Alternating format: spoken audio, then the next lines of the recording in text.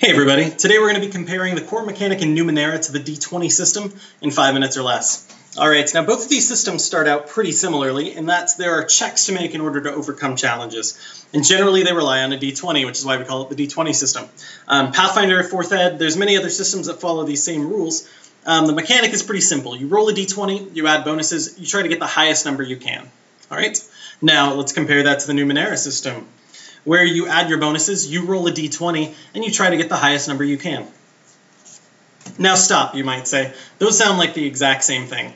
However, very strangely, the order in which we do these things is going to totally and dynamically change the way this game is played, leading us either towards a miniature-style dungeon delve or towards a collaborative storytelling experience. So absolutely not. And I want to go ahead and take a look at both of these systems and show you why. First up, the d20 system.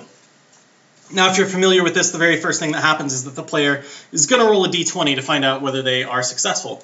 Now, they roll that die, and the target number, we don't know. So we want to get as high of a number as we can. The player is going to start looking at different bonuses they might have. Maybe they've got a Masterwork Sword, they've got a Strength bonus they can apply, whatever it takes to increase that number as much as possible.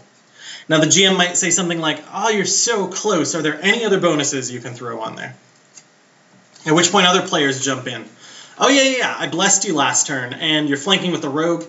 Someone might say, I didn't say I was going to assist, but can I just do that because I'm not doing anything else? Whatever they can, so that the player can announce the final result, 17. Now, at this point, the entire table stops, and they look over at the GM, and they wait patiently and breathlessly to find out whether 17 is enough to succeed. This is our resolution right here.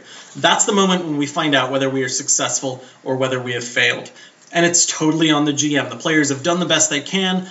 Is it enough? Let's ask the GM. If it happens enough that they fail, this can lead to blame. Why does the GM have it out for me? Why can't we beat the GM? And it leads to this us versus them mentality in a lot of games. Not always the best, and the Numenera system is trying to change that by doing things a little bit differently. Let's see how it works for Numenera. Now here, the very first thing that happens after you're told to make a check is you're told the difficulty of that check. Now 5 is pretty high, it means you got to roll a 15, so let's go ahead and take a look at some of our resources to see what we can do about that. Player checks their bonuses. Maybe they've got a Might Edge, they've got an Asset Artifact. That artifact's good because it'll lower the difficulty by 1. Good times. Other players start to chime in. Alright, look, I didn't use Attack Flourish this turn, but if we do a complementary attack, you can get a +2 to that, and that's really going to help your rollout. Great, we've got teamwork going immediately. Number 4, player considers using effort. Since the difficulty is a 5, probably going to. So with all that in mind, the player announces the final difficulty. Instead of a 5, it's going to be a 3. And we're going to give a +2 to the roll. Turns out the player only needs to roll a 7. So they take that d20, they roll it, they see what happens. Our resolution is right here.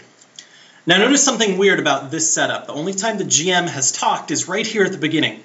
The rest of it is all on the players to figure out how they're going to best marshal their resources to succeed at this check. If there's any blame to be tossed around, it's on random chance, or maybe it's on the fact that they didn't marshal enough resources in order to succeed. Now, I think this change is really, really interesting, really dynamic, and I want to give you a few reasons about why I'm excited. All right, number 1. The GM just gets to tell a story.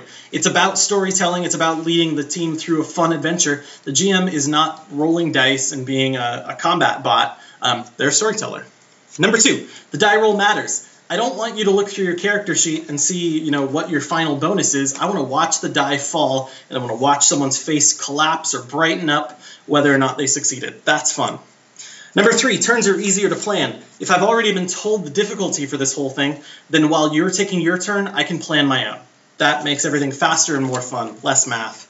Number 4, the GM is no longer the enemy. If there is an enemy, it's the dice. They're out to get you. GM's just trying to help you out.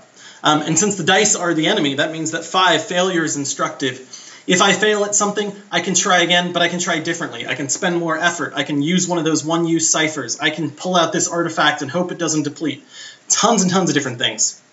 Now, your mileage may vary here. You may play d20 differently than I do, but I personally am really excited about these changes. I am very looking forward to getting out there and playing this game and bringing this new mechanic to my players and telling good stories. Thanks a lot for watching.